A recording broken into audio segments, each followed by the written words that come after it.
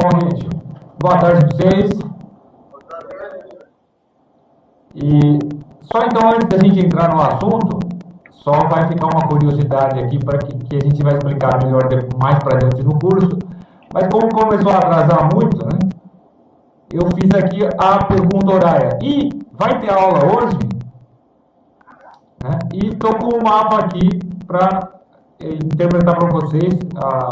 Claro que, como vocês ainda não sabem astrologia horária muito bem, não dá para explicar exatamente como funciona, mas basicamente, olha só, uma aula.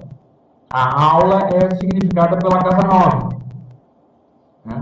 E eu mesmo, o professor, sou significado pela casa 1, porque fui eu que fiz a pergunta. O que eu observo aqui no mapa? Observo que o regente da casa 9 e o regente da casa 1 se aplicam a uma quadratura e os dois estão em casas cadentes. Isso quer dizer, vai ter aula hoje, porque eles estão se aplicando, eles vão formar um aspecto. Então, quer dizer, o professor e a aula vão se encontrar. Mas é uma quadratura e os dois estão em casas cadentes. Isso enfraquece eles muito e diz, então vai ser depois de algumas dificuldades ou atrasos. Então fica esse aí para um exemplo para quando vocês forem começarem a aprender astrologia horária. Mas vamos agora entrar no assunto mesmo de hoje, que é mais ou menos uma continuação do assunto da aula passada. Quer dizer, na aula passada, se levantou um pouco a questão do livre-arbítrio. E a gente tentou explicar que, olha só, um diagnóstico não tem força causal. Isso, quer dizer, quando um médico fala assim, olha, meu filho, você está com o pior tipo de câncer que existe e você vai morrer daqui a 6 meses. O médico não teve nada a ver com isso. Ele só avaliou uma situação. O astrólogo é a mesma coisa. Se ele fala para o sujeito, olha, você está me perguntando aqui de mudar de emprego, mas eu estou vendo aqui no mapa que você já decidiu que você vai mudar de emprego, você vai mudar de emprego de qualquer jeito, mesmo sendo uma droga para você. O astrólogo não tem nenhum poder causal sobre a decisão. Está claro assim? Mas isso levanta uma questão mais geral. Também o pessoal, alguém perguntou, não sei se foi na aula passada ou numa das aulas anteriores, não, mas e a igreja? Qual a atitude da igreja em relação à astrologia? Então vamos hoje só tentar fazer o seguinte, explicar 3 questões de maneira mais ou menos geral. Primeira questão do livre-arbítrio. Segunda questão, astrologia e a igreja, astrologia e o cristianismo. E a terceira, astrologia e ciência. Então, olha só. A questão do livre-arbítrio, ela está muito ligada à questão do astrologia e cristianismo. Tá? Veja bem, as 2 objeções fundamentais da igreja em relação à astrologia são uma questão teológica, 2, uma questão antropológica ou de antropovisão, e que está ligada à questão teológica. A primeira questão teológica olha só, se você pratica uma astrologia que leva você a acreditar que existem forças causais no universo que reduzem a transcendência divina e que podem, num certo sentido, ser consideradas divinas. Quer dizer, se você acredita que os astros são espíritos, que nem assim Zeus, Odin, né, e eles têm um poder causal independente da vontade divina, a sua astrologia é proibida pela igreja, porque ela implica em idolatria.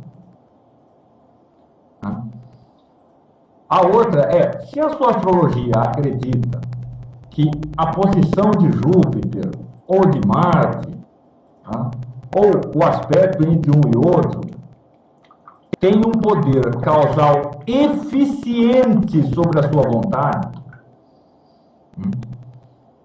Quer dizer, se ele decide o que você vai... A posição dos planetas decide o que você vai fazer, e não é você, a sua astrologia também é proibida pela igreja.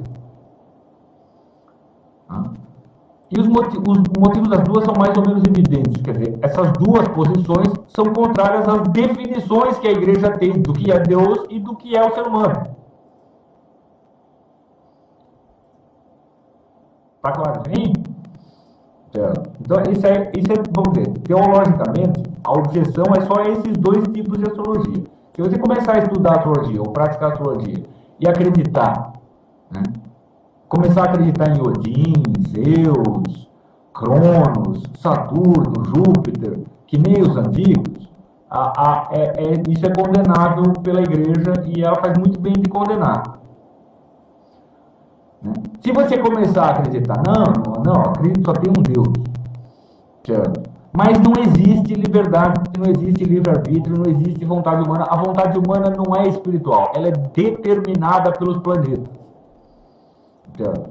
Essa prática também é contrária à igreja, é proibida pela igreja e é errada. As duas práticas são práticas supersticiosas, são pecados contra a fé. Mas igualmente, entenda que igualmente são pecados contra a fé o sujeito que pensa o seguinte: não, aquele sujeito ali, ele é criminoso, ele é psicopata por causa do DNA. São os genes assim, assim, assim que determinam o comportamento do sujeito. Esse sujeito aí, essa biologia é contrária à fé igualmente.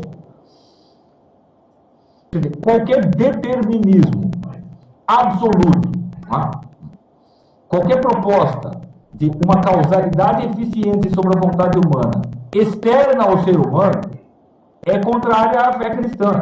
E não só a fé cristã, mas a fé budista, a fé muçulmana, a fé hindu, e também há uma sã avaliação do que é o ser humano. Tá claro, hein? O outro aspecto dessa questão, olha só, é o aspecto histórico. Então, essas objeções teológicas, elas são permanentes. Não tem fase histórica. Tá? Não vai ter um momento da história que a igreja vai mudar as posições dela em relação a Deus ou à vontade, ao livre-arbítrio. Tá? Por quê? Porque isso aí faz parte da definição da religião.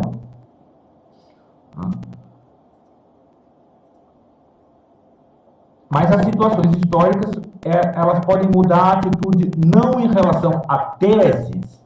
Quer dizer, se você defende a posição, você faz um juízo seguinte: existem outros deuses fora do único Deus onipotente, criador do universo e juiz dos homens.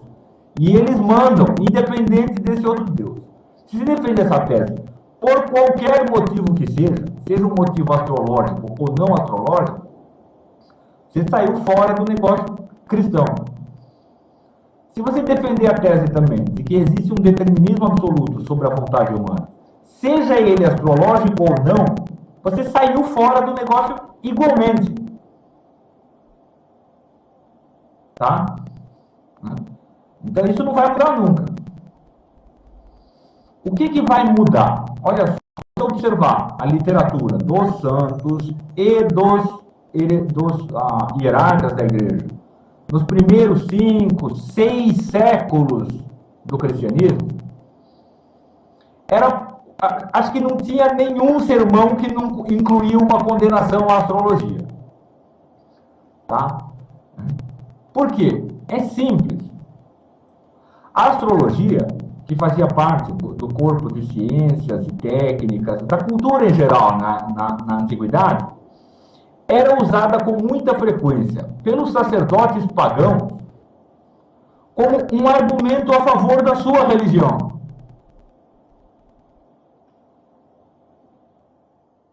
Você entendeu?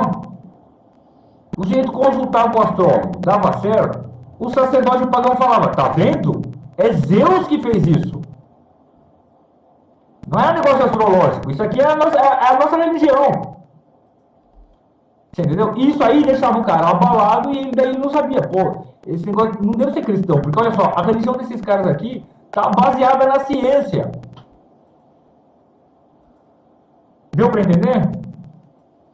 Se você olhar depois, né? Então pega, tá, acabou o Império Romano. Pega 300 anos, 400 anos, 500 anos depois da dissolução do Império Romano, tá? Já quer dizer que era, vamos dizer, a estrutura social onde existia o paganismo. Tá? Portanto, quando você chega no século X, século XI, tá? Em que a estrutura social foi totalmente reformulada em termos cristãos, quer dizer, o paganismo estava praticamente extinto no ambiente europeu. Aí você pega os grandes teólogos, os grandes santos, eles todos, nenhum deles fala de astrologia nos termos da antiguidade. Todos eles falam, não, olha só, os corpos naturais, os corpos celestes naturais, eles podem ter uma influência sobre os corpos terrestres. Por causa disso, tem um monte de teorias lá, porque eles não estão mais preocupados com o problema do seguinte: e se alguém estudar astrologia, o cara vai voltar a adorar Apolo. Porque ele nem tem mais onde adorar Apolo. E essa alternativa não existe mais. Tá? Ela deixa de ser um problema. Então, o debate acerca da compatibilidade da astrologia com o cristianismo se volta exclusivamente para a questão do livre-arbítrio. Dizer, não, peraí, existe alguma astrologia que não cancela o livre-arbítrio? Se ela existe, ela é perfeitamente razoável, pode ser estudada como qualquer outra coisa pode ser estudada. Então, essa é a atitude geral do São Tomás de Aquino, do Duns Scott, do Santo Alberto Magno, tá? Dos grandes teólogos, das grandes autoridades do tempo. E isso é assim até mais ou menos o século XVII. Entre o século XI e o século XVII, quer dizer, não, olha, pessoas cultas têm que estudar astrologia, era um fato geral.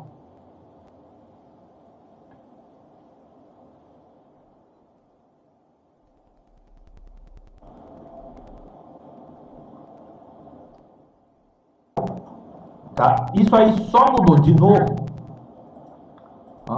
com a disseminação das revoluções, da mentalidade iluminista e etc, etc. Né? Foi o iluminismo que começou a expulsar a astrologia do ambiente cultural geral. Porque, sei lá, não batia com as concepções que eles tinham do universo. Quando chega no século XX, olha só, tá, o problema politeísta não é um problema muito prático realmente. Quer dizer, se você sair andando aí, não, deixa eu entrevistar astrólogo por astrólogo, quantos deles realmente acreditam que tem mais de um Deus? Nem um em cada 100, vai. Deve ter um maluco em cada 100 que acredita nisso. A maior parte não tem problema teológico. Tá? Mas o século XX, se você observar, ele sofre de uma severa onda de determinismo. Relativismo cultural. Então, o homem, ele não é o homem, ele é o processo histórico. O homem não é o homem, ele é o DNA. O homem não é o homem, ele é a sociedade. O homem não é o homem, ele é o opressor capitalista. Você entendeu? Então, assim, no século XX e XXI, hoje em dia a gente continua nessa onda, tá? Existem assim, inúmeras correntes de pensamento que propõem para você que você não é realmente livre. Tá? E, olha só, a astrologia pode ser usada como mais um elemento para reforçar essa ideia.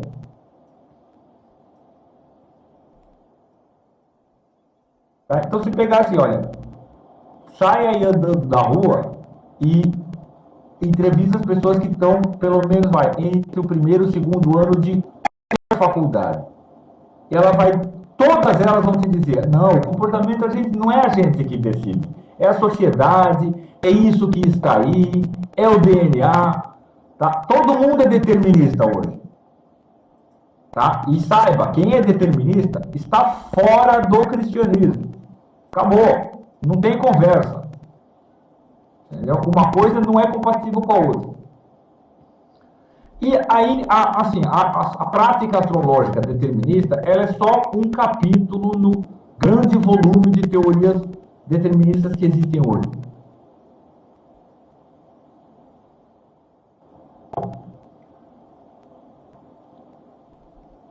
Tá claro, gente?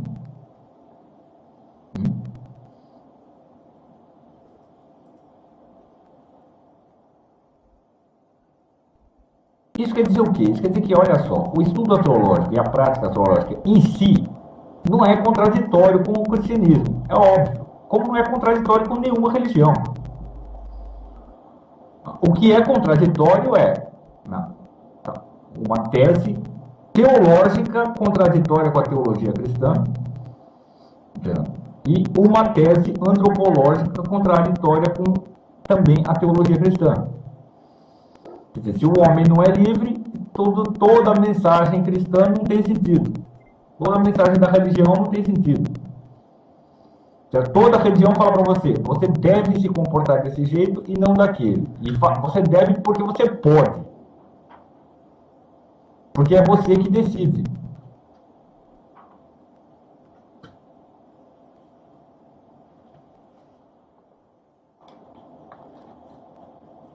Tá claro, gente?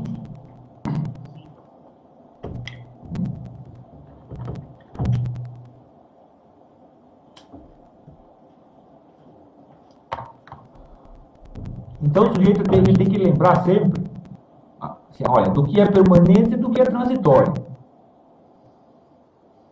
Aí o sujeito ouve toda essa conversa, daí ele abre o catecismo. Eu não lembro que artigo, que parágrafo que é 2000 e pouco do catecismo, né, da nova edição do catecismo. Lá, não, deve ser rejeitada a consultação de horóscopos e a astrologia em geral. E também a invocação de demônios e um monte de outras coisas lá. É verdade. Se você lembrar que, acho que no próprio prefácio, ou prólogo do catecismo, que, se eu não me engano, era do então cardeal Ratzinger, na época ele era cardeal, que assim, olha, o novo catecismo não é novo porcaria nenhuma. O texto não propõe nada de novo e ele deve ser interpretado à luz da tradição que sempre existiu. Ele não está falando nada novo. Tá? Então, o catecismo está falando a mesma coisa que São Tomás de Aquino falava há 700 anos atrás, só com uma nova retórica, uma nova veste. Então, se o catecismo não propõe nada de novo, nenhuma determinação nova, realmente não houve nenhuma mudança real, isso quer dizer que a proibição que existe no catecismo hoje, ela é tão válida quanto a não proibição que existia no tempo de São Tomás de Aquino. Quer dizer, ela é uma proibição à idolatria e ao determinismo. E não à prática e estudo da astrologia em si. Tá claro isso aí? Aí, assim, agora a gente entra no terceiro capítulo. Assim, olha só. Nem o catecismo, nem o Papa, nem a astrologia, nem eu podemos servir de substituto da sua consciência. Isso quer dizer o quê? Isso quer dizer que cada um tem que olhar para ele e falar, peraí, eu acredito que os planetas mandam acima de Deus, ou no mesmo pé que ele, que se Júpiter e Deus decidirem competir, Júpiter tem alguma chance? Se você acredita nisso, você não deve praticar astrologia, nem estudar. Certo? Não, eu acredito mesmo que eu não sou responsável pelas minhas ações, que não é culpa minha, o que eu faço não é culpa minha. Se você acredita nisso, você não deve estudar astrologia. Então, olha só, quanto você acredita nisso ou não, é você que tem que decidir. Eu não posso decidir para você, o catecismo não pode decidir para você, o livro de astrologia não pode decidir para você, o Papa não pode decidir para você.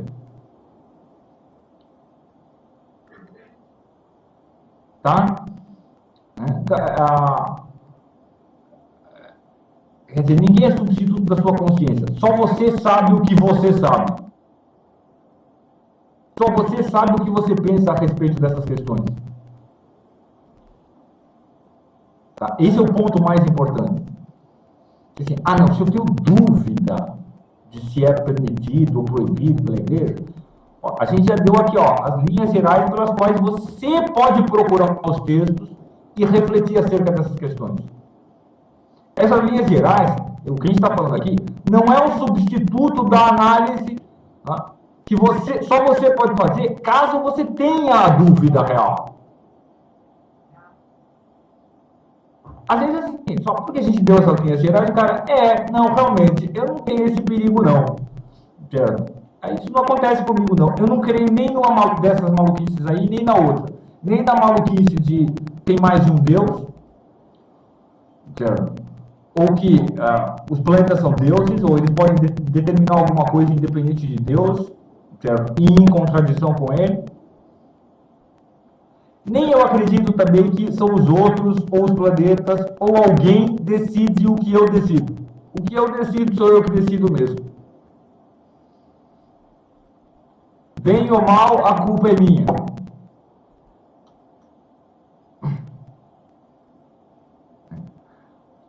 Outra, eu diria para você o seguinte, olha, não, se você está procurando uma desculpa, a culpa não é sua, eu vou te propor uma outra coisa. Não, cara, vai estudar biologia comportamental, genética comportamental, a teoria revolucionária da história, porque eles vão te dar meios muito mais poderosos para defender que você não é culpado de nada, para aliviar a sua consciência. E mais populares também. Olha só, se você falar que não, a culpa não é minha, a culpa é de Júpiter, um monte de gente vai rir da sua cara. Se você falar, não, a culpa não é minha, é disso que tá aí, um monte de gente vai te aplaudir. Você é capaz até de ganhar um dinheirinho.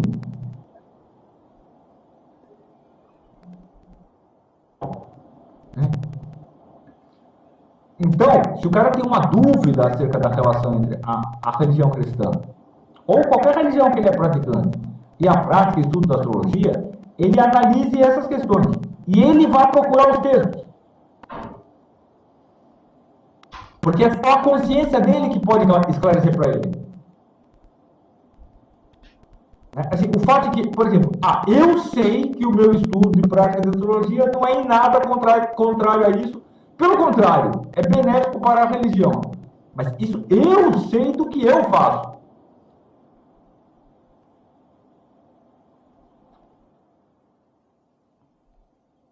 Percebe? E eu posso dar, olha, se você tem dúvida, dá uma olhada nesses pontos aqui, assim, ó. Por quê? Porque esses pontos aí são os que vão esclarecer para você.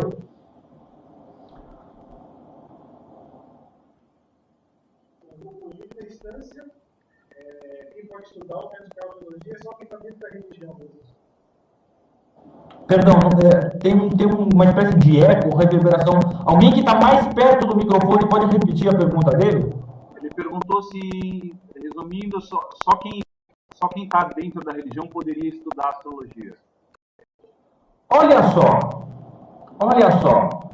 Quem não está dentro da religião, no século XXI, quer dizer, agora, 2013, 2014, e começar a estudar astrologia, ele não vai entender essa questão da transcendência divina e da liberdade humana. Ele vai fraquejar nesses pontos e vai cair no engano. Percebe? A convicção religiosa é hoje praticamente a única defesa contra o determinismo ou contra a idolatria. Essa que é a verdade. O sujeito que não tem uma firme consciência da transcendência divina,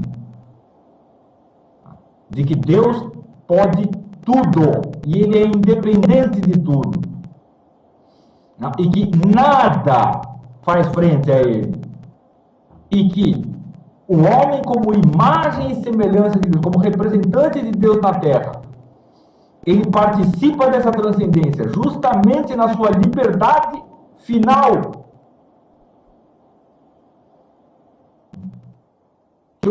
o único jeito do cara ter essas firmes convicções hoje, que eu sei na prática, é praticando religião.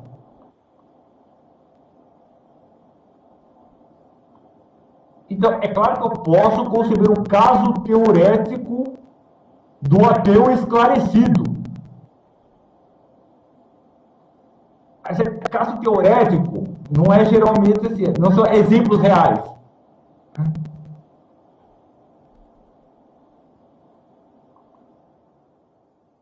O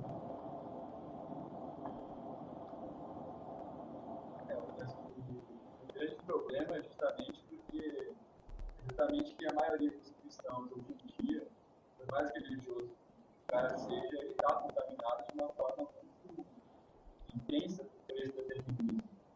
Por isso que é fundamental aquela purificação, né, da mentalidade. Você falou na primeira aula. Olha só, exatamente. Hoje em dia é muito mais importante o sujeito procurar se limpar de outras contaminações de determinismo não astrológicas do que se preocupar com a astrologia. Porque tem muito cristão por aí que o cara, não, eu sou 100% cristão. Mas isso aqui que eu faço, aquele sujeito, não é ele, é a sociedade. Não é ele, são os ricos que escolheram ele, são os banqueiros, a culpa é dos banqueiros. Né? Não, olha, a ciência diz que é o DNA, isso aí é porque o cara nasceu com o gene errado. Né? Então, antigamente se falava que a pessoa nasceu sobre uma estrela ruim, hoje em dia você diz que ela nasceu sobre um gene ruim. Né?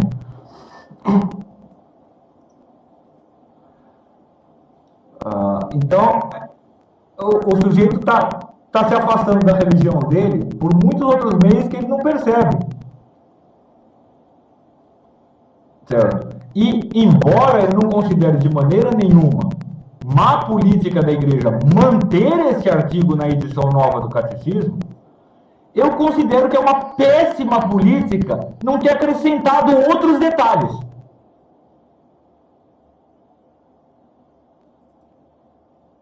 Que biologia determinista também é contrária à fé. Que uma teoria da história determinista também é contrária à fé. Quer dizer, essas outras coisas poderiam ter sido incluídas no catecismo. Por quê? Deveriam ter sido incluídas. Deveriam ter sido incluídas no catecismo. Porque essas são questões mais ou menos urgentes que estão na mente de muitas pessoas.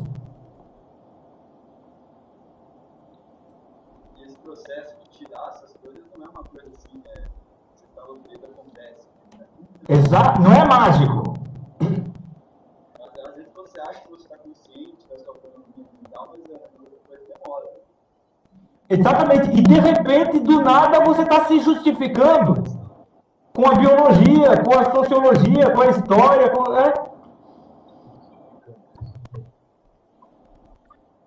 Assim, de repente, o sujeito nem percebe que ele está falando para ele que a ação dele foi justificável porque foi a sociedade, porque foi os malditos capitalistas, porque foi os Estados Unidos. Não, é verdade. O sujeito, de repente, ele estava rezando o terço, 2 horas depois o cara, não, mas isso aí é por causa dos americanos, pô. Eu fiz por causa dos americanos. A culpa é deles. Então, olha, isso aí é contrário à fé, viu? O sujeito que fala isso, ele está renegando, neste ato, ele está renegando a fé cristã. Tá? Como não teve plena advertência, tem um pouquinho de desculpa, mas isso não melhora a vida dele em nada. E atenuante.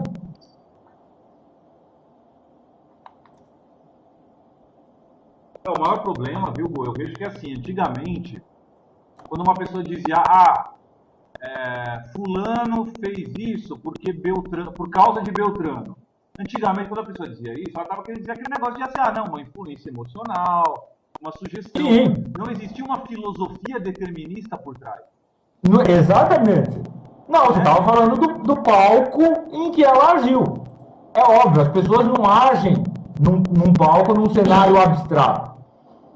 Elas agem diante de informações e da reação interna a essas informações. Mas olha só, a decisão da ação não é determinada nem pela informação objetiva, nem pela informação subjetiva. Ela é escolhida em cada momento. Todo mundo sabia disso.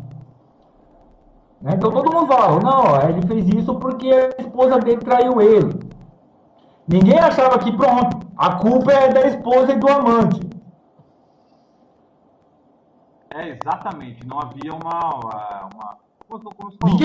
não havia uma crença determinista, uma filosofia determinista. Não, ninguém tirava ele do banco do tribunal e botava a esposa, né? Exatamente. Enquanto que hoje em dia, quando se diz foi por causa disso, foi por causa daquele outro, não, você está realmente uma filosofia determinista, né? É uma filosofia determinista. Não, hoje em dia é assim, é aquele negócio. Por causa do uso social da terra, o cara do MST sai do banco do réu e é o proprietário que entra no banco do réu. Você troca a posição. Porque não, isso aqui é determinismo sociológico. O cara do MST ele não tem escolha, ele tem que agir assim. Né? Então, tem tantas outras formas de determinismo hoje em dia, tão mais difundidas, tão mais poderosas, que eu acho que seria de uma certa importância mencioná-las no catecismo.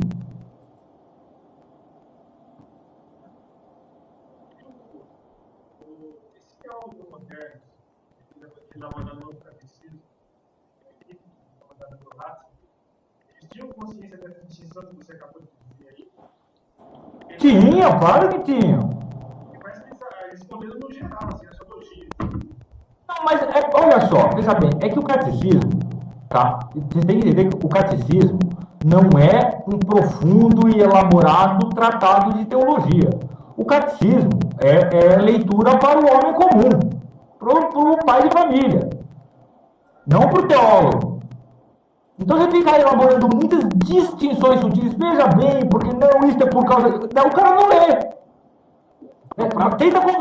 Tenta convencer o católico médio aí a ler o catecismo. Você já vai ver que é 10% dos caras que lê o catecismo. O teólogo deveria ser suma teológica. Né? Exatamente. Né? Então, se você complica mais a terminologia do catecismo, você reduz a proporção de cristãos que leem o catecismo. E aí isso só piora a situação. Então eu entendo perfeitamente, catecismo, né, sempre tem que ser uma leitura mais fácil, compactada, mas ela tem que dar indicações suficientes. Então eu acho que faltou exemplos. Eu não acho que ter colocado a consulta de horóscopos e a astrologia, eu não acho que ter colocado esses exemplos foi um erro. Eu acho que faltaram outros exemplos.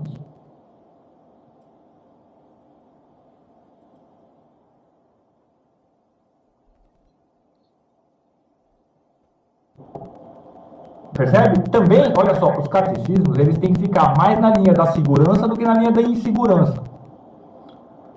Então, olha, é preferível um católico que não corria nenhum risco, né, não consultar um astrólogo, certo, do que um que corria um risco consultar um mau astrólogo.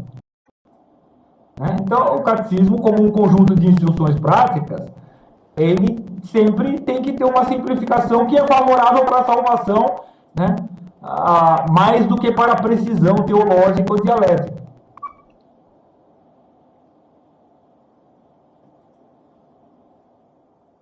Né? Mas hoje em dia todo mundo assiste documentário no Discovery Channel, no National Geographic, falando, olha só como o gênio do cara fez ele dar um tiro no outro.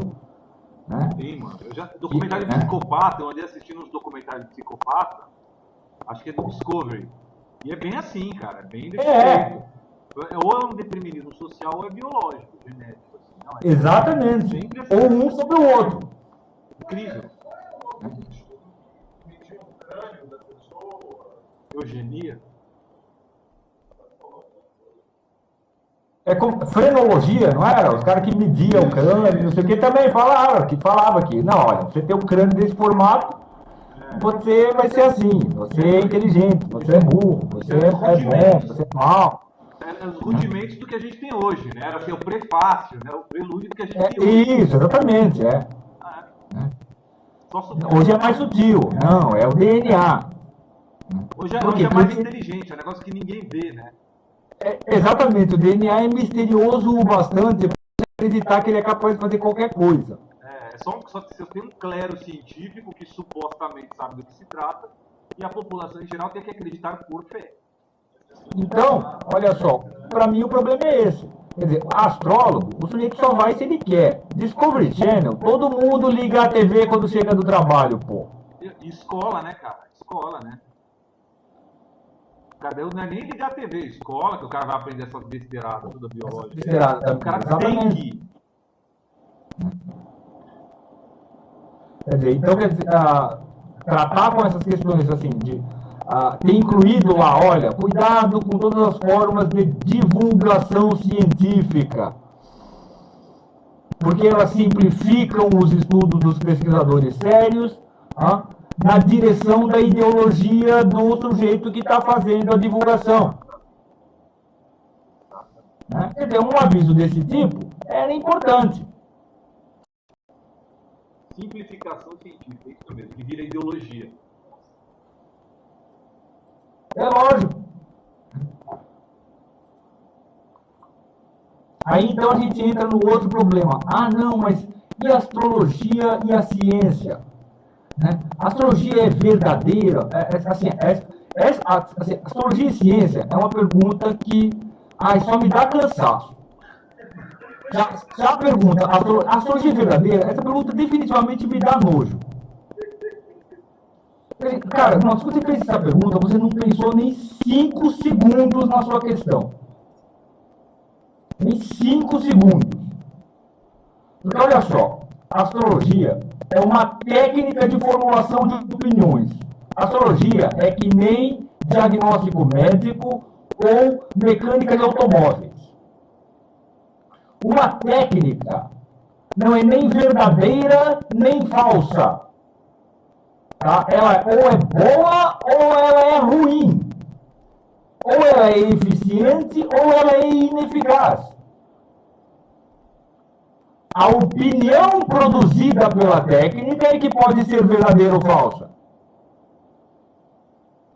Então, assim, olha só. Você leva o seu carro no mecânico, entendeu?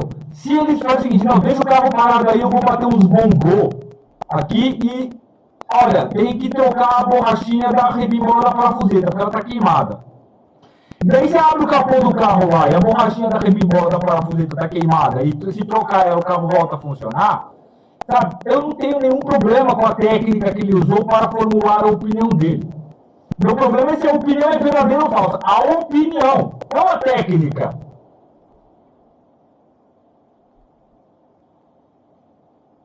Se ele, não, eu ouvi um barulhinho estranho. O outro, não, é porque eu vi aqui, estava saindo uma fumacinha. E o outro, não, porque eu estudei engenharia automobilística e eu posso deduzir. Olha, a técnica que você usou não me importa. É que nem, isso aí é exatamente que nem diagnóstico médico. Como você chegou a esse diagnóstico? Foi na sorte? Foi assim, você tirou um papelzinho de uma jarra com 300 papel, certo? Foi assim, método do Dr. House, você é o Sherlock Holmes da medicina. Olha, não me interessa qual foi o método. O diagnóstico está correto ou não? A opinião a que você chegou é que pode ser verdadeira ou falsa. Não, deu para perceber? A técnica, ela não pode ser verdadeira ou falsa.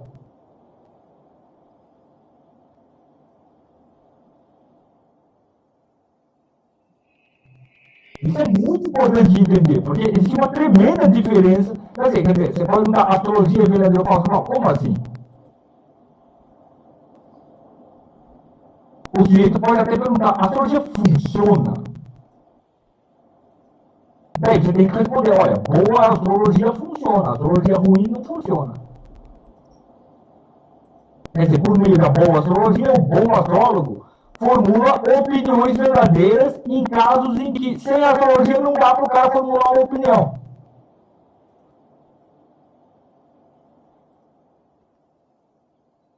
Deu para perceber?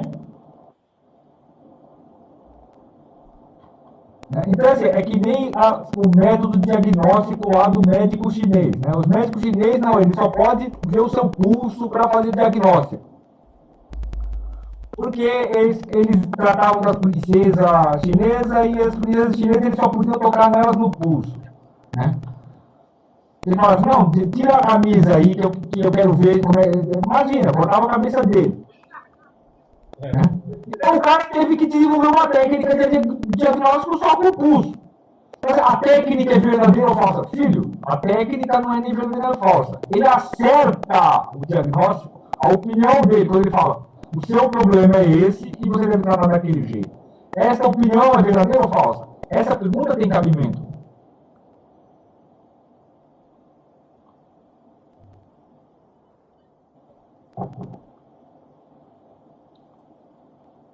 Agora isso aí, outra pergunta sobre uma técnica. Uma técnica é razoável dados